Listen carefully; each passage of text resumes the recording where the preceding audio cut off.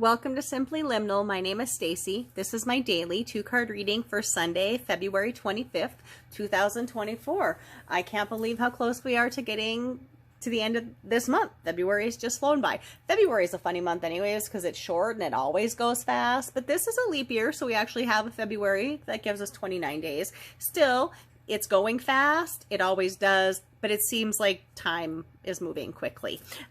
So this week I'm working with the Deep, Dark, and Dangerous Oracle by Stacy DeMarco, and I was very called to do something with the shadow. And I do want to explain that I think the shadow is an important aspect of ourselves. We are as much shadow as we are light, and that's okay.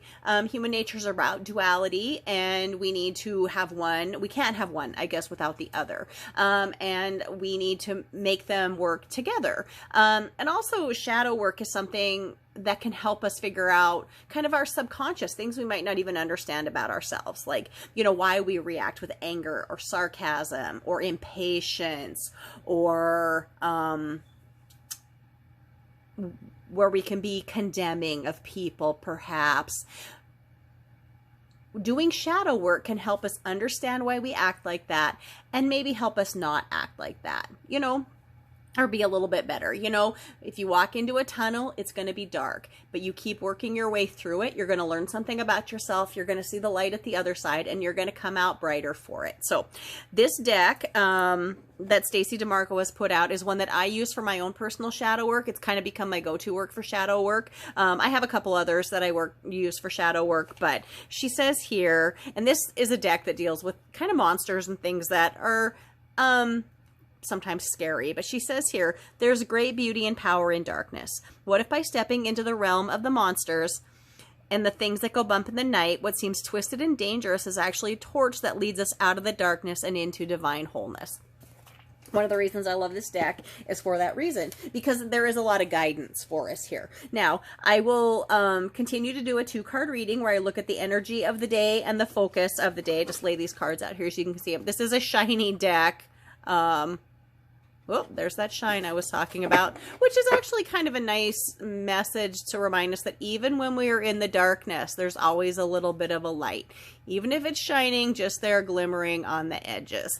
So I work with the energy of the day, which is the force that's directed towards us from the universe, or our environment around us, and then our focus, which is our intention, our effort, or our response that we put back into that energy, because ultimately we are responsible for how we react to our environment around us. You know, we're responsible how we react to a crappy email at work, or when somebody on the street does something that you don't like, or when somebody cuts you off in traffic. Like, we're responsible for our response, how we respond to that. Do we give that person that drove in front of us the middle finger, or do we just take a breath and say, okay, I've probably done that to somebody too. They maybe are having a bad day.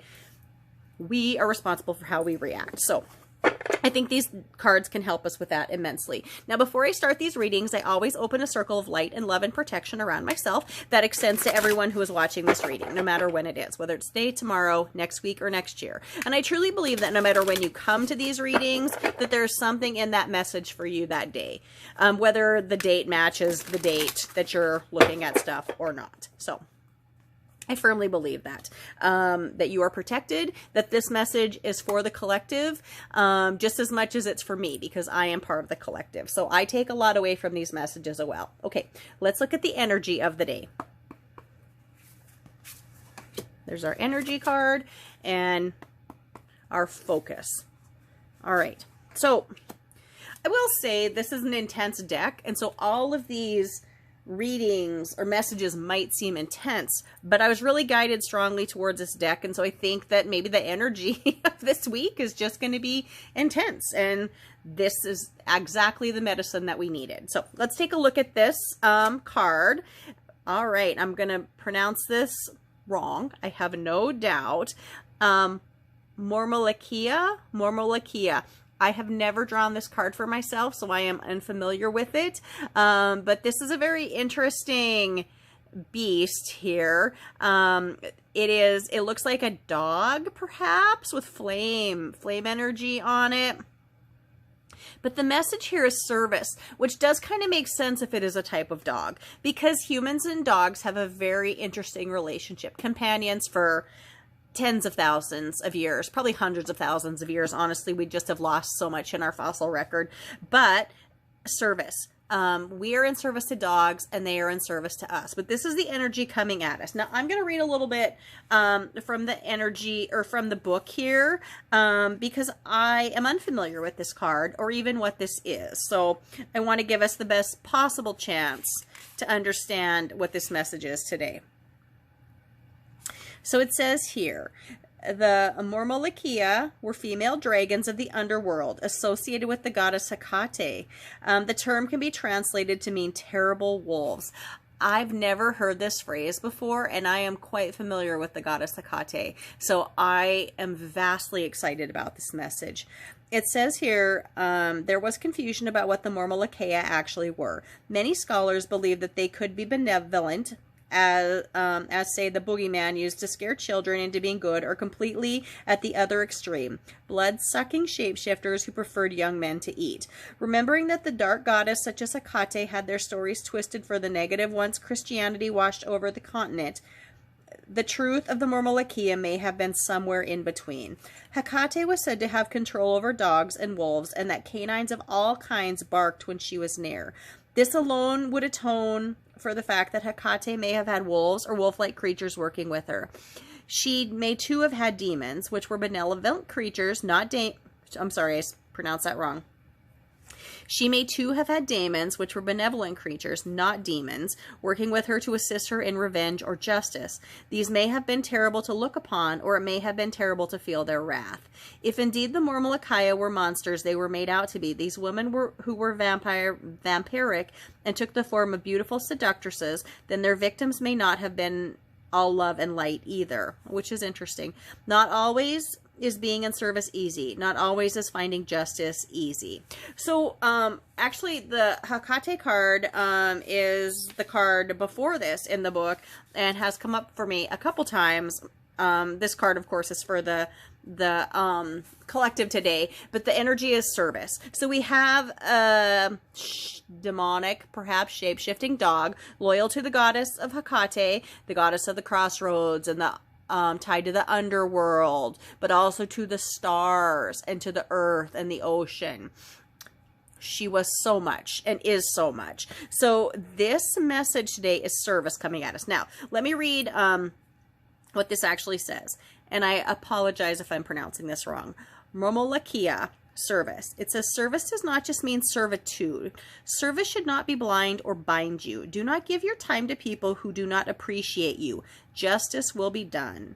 And the duality message in this card is service versus servitude and misunderstanding versus understanding. So this is really interesting energy coming at us today, an energy of service. Whether we need to be in service to somebody, whether the universe is in service to us, but we are not slaves to this. We are not servants to this. There is a great distinction in service, doing things for others, than being a servant or being a slave to their whims. So, again, strong energy coming at us today, potentially a shape-shifting, vampiric, demonic dog who was in service to a powerful goddess. This is the energy coming at us today. Now, let us look at our focus. I'm pretty curious to see what this is going to be like. We have the vampire card. Interesting because this mentioned vampiric dogs, but we have the vampire card. I'm trying to hold that up where you can see it. And the message here is hunger. A really interesting card. So vampires are something probably most people know of in world myth. They may think of them in different ways. Sometimes vampires are terrifying, and sometimes we get a more relaxed version of vampires. One thing that seems to be consistent is they are creatures of the night. They do seem to be associated with blood. For survival, but also great knowledge and everlasting life. So let's see what she says about the vampire card here. Because I think this message being hunger could tell us that we are very hungry to be in service to the world. The energy that's coming at us is maybe hard, brutal, well, brutal might not be the right word, but difficult, straining, but we are doing it in service, and that is feeding a hunger in us to be something more, to help the collective. Let's see what she says about this card. It says a vampire, and the message is hunger. It says, beware of those draining your energy. Seek equal relationships. Think before making a serious relationship decision. You should not let your desires get out of balance. Addictions may be acknowledged and healed. Know what gives you energy and what takes energy away. So this is kind of a cautious reading for us today. We have strong energy coming at us about being in service, but I think the hunger card is telling us there has to be balance, because if we're out of balance, then we could take too much or have too much taken from us. The duality message here is life versus death and depletion versus fullness. So I think we just need to be cautious of what is around us and giving too much of ourselves or taking too much from others. Know that there is a balance in service. That it's an important relationship, and we have to be aware of that. Not overtaxing ourselves or those around us. I hope you found this reading helpful. I hope you connected with it in some way. I would love to hear what you're thinking about this card deck. I mean, it is intense, and it is why I use it for my shadow work. Please like, please subscribe, please share these videos. I would love to help this channel grow so I can help spread these messages to other people. And I do think that there is great wisdom that can come to us through oracle cards, you know, when we are in that liminal space where we are open to receiving those messages. Thank you so much. My name is Stacy. Thank you for visiting Simply Liminal with me.